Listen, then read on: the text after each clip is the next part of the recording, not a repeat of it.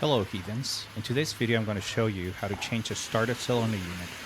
This is for my Overlanding Vanville and Econoline E350, but it's the same steps for any car with a similar solenoid. As you can see, the solenoid started to look dusty.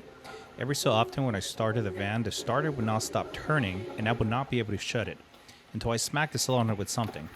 I don't want to burn the starter or the battery, so let's get to it. I'll begin by removing the car battery. We're going to need the space. One of the great things of working on old beat up cars is that there is always something else that needs to be done.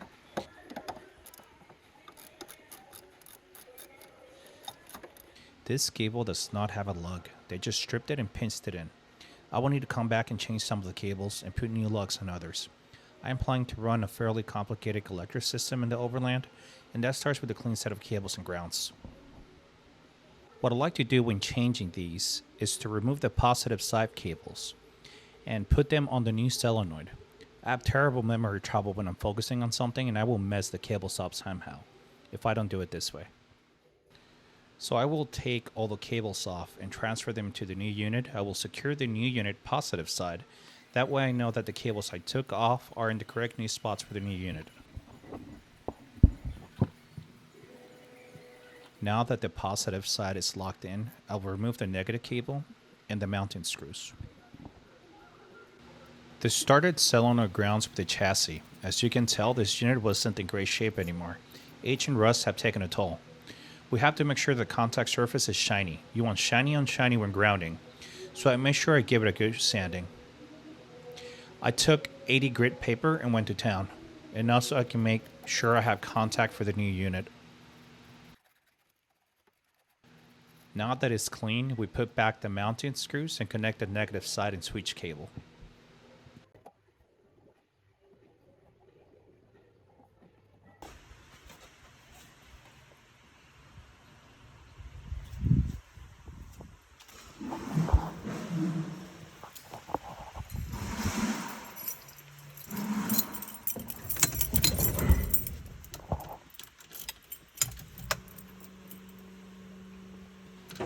That is definitely not what I wanted to see. This is a great example of what is necessary to be thorough. These had a lot of zinc and looked dull. I gave them a quick sanding and put them back in. Remember, shiny on shiny. Yeah, it scared me for a second. Well, like I said, every time I move something on this, 4 new things come up, and it's the connectors, they're all dirty.